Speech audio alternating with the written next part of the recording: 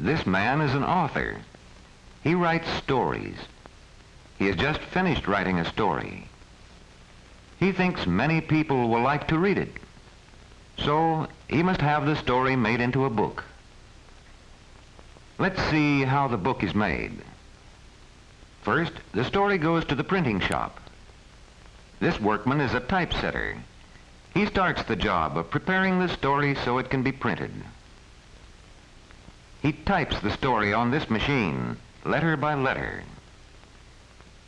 Every time the typesetter touches a key, a mold for a letter slides into this box.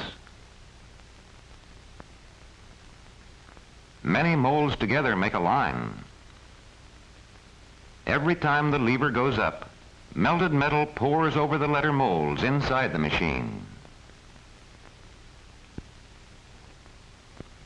When the metal cools off, it hardens and makes a line of words. It takes many lines like this to make a page. As the typesetter works on new lines, a man takes the finished lines over to a long table. Here he arranges the lines for each page.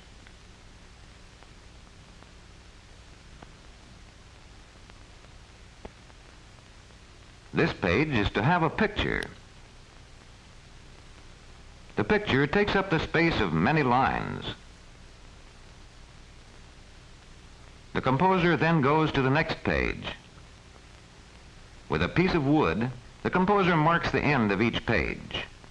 When many pages like this are ready, a workman takes them to another part of the printing shop. Then this workman takes the lines of type for many pages and fits them into a metal frame. He must be careful not to mix them up.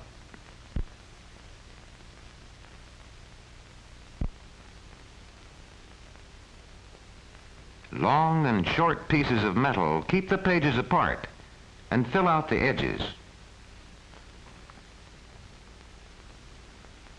This key locks the lines and pictures tightly in the frame. He locks them on all sides.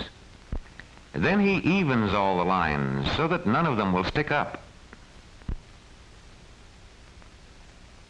Then all is locked still tighter so that the lines and pages won't come apart.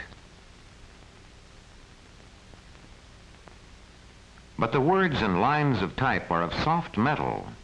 They would soon wear out in printing. In this shop, they are made into copper. Copper is hard. Let's watch how this is done. This operator covers the lines and pages with a plate of wax. Then he pushes it into the press. Down goes the press, and out comes the wax plate with all the pictures and letters pressed into the soft wax.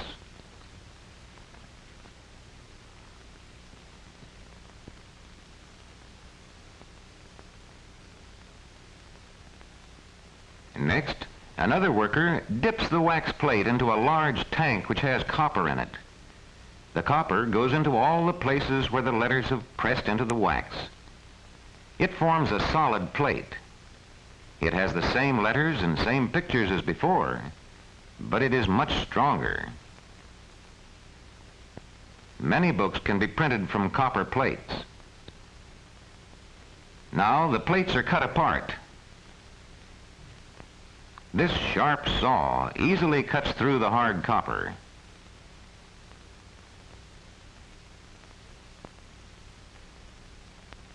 Each of these small plates has the words and pictures for just one page of the book.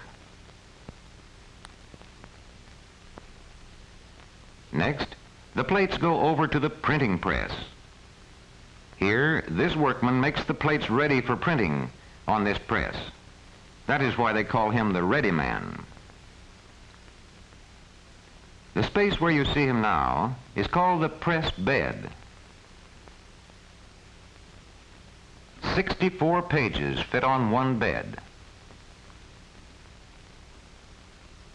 The ready man fits every plate tightly to the bed in the right order.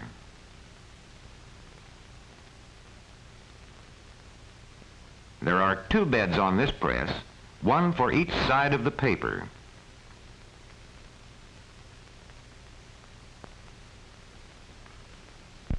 Both press beds of this printing press must be filled with plates before the printing can begin.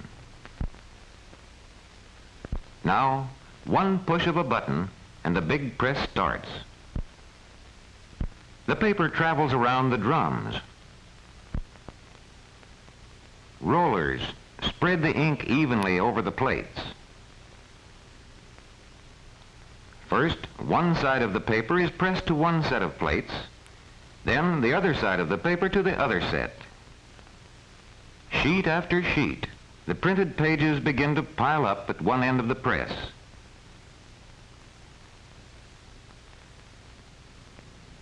This workman now examines the sheets to see if they are nicely and clearly printed.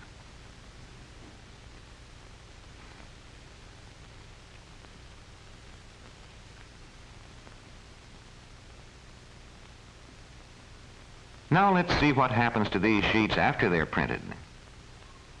Here in the bookbinding plant, they first come to the folding machine. Each large printed sheet will be folded until it reaches the size of a single page. And the machine goes on, folding and folding, until all the printed sheets have been folded.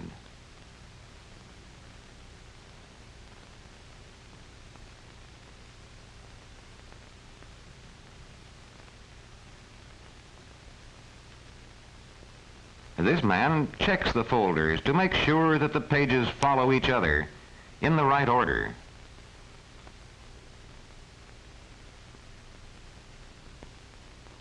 Then all the folders are taken to another part of the bindery. This part is called the gathering room.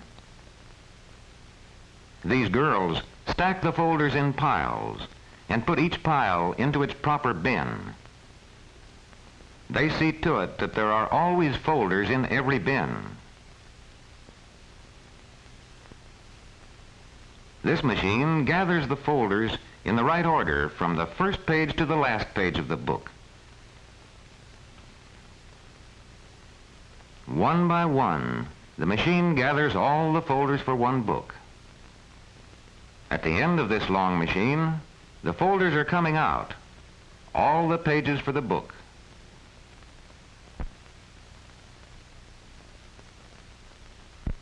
Here, other girls take the assembled folders to other machines. Here, a machine sews them together. Again, each folder goes into the machine separately. This machine sews the folders together with strong thread. The sewing will keep the pages from coming apart.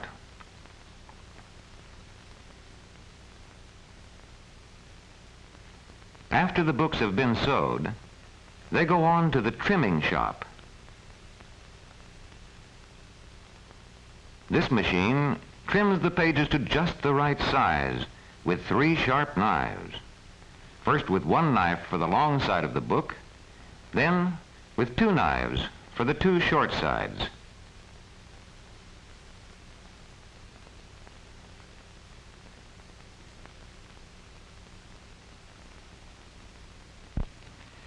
But the books are not yet finished. They still need covers. Strong book covers are made from paperboard. First, the paperboard is cut just the right size.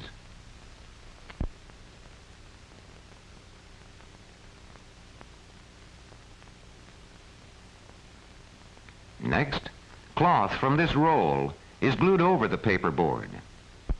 This makes covers that are strong and good-looking.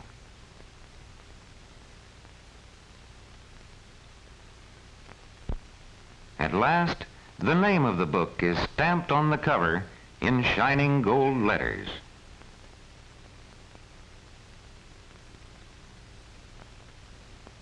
Now, the covers are ready for the pages of the book to be put inside them. One push, and the book has a cover around it. Another push, and the cover is glued tight.